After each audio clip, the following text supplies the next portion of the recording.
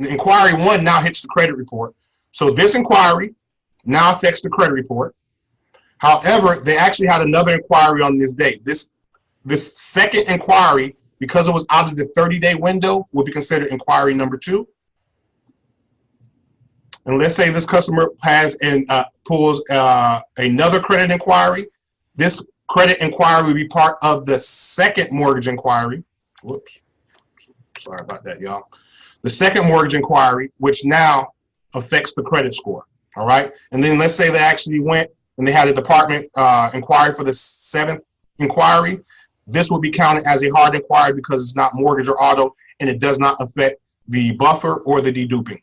Okay, so I hope that paints a little bit of picture to you. However, if you have the replay, you'll have that information. All right, so we talk about eOscar. I would talk about that, but I know Mr. Set up. And let me say this about the username and the password. You need to tell your clients that they will call them if you put the phone number in. The phone number is optional. So if you don't want them to call your client, don't put the phone number in. It's very important that you receive that. They will call. So you need to be prepared to coach your client and tell your client, I'm going to file a complaint with the CFPB about this debt collector. When they call you, we're going to have a username and password to a portal.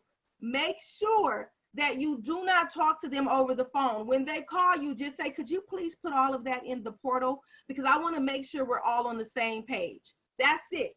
I don't care if you got to give them that in the email and they stick it by their phone, whatever it is. Could you please respond in the portal so we're all on the same page? Because the debt collector is going to be.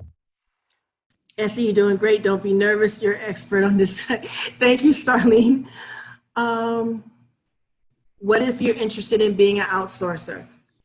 If you're interested in being an outsourcer, my suggestion is basically number one, have the passion for doing paperwork because outsourcing is, especially the dispute process, is paperwork. Know what you're disputing, know exactly how to read a credit report, and customer service. You have to have customer service because you have to be able to talk and explain things to your account holder that may not understand why you're not disputing something or why you feel that you should not dispute something, because they may just be new to the industry and they may not understand what's really going on. But if you have an interest in outsourcing, if you have those three. So it's very, very important to keep in mind the verbiage that you use. And this goes for not only bankruptcies, but just disputing, period.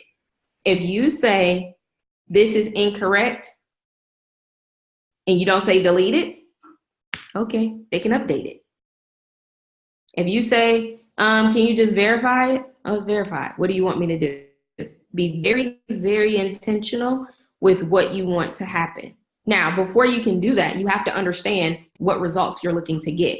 So if this bankruptcy, in fact, is within 2 years, it has a higher impact on the score, right? And you find something factually wrong with it, I absolutely want you to delete it, period. I need you to delete it, absolutely.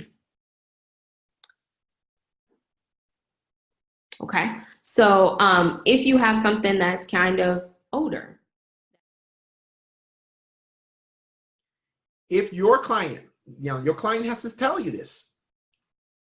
If your client says, Mark, that balance is wrong, that open date is wrong, that date of last reported is wrong, and also the high credit is wrong.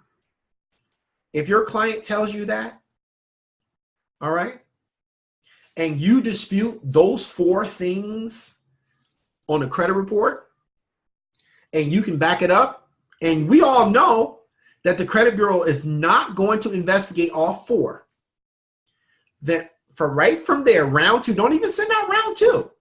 Contact my man Tariq and say, hey, listen, here's what we got. All right, you guys got me?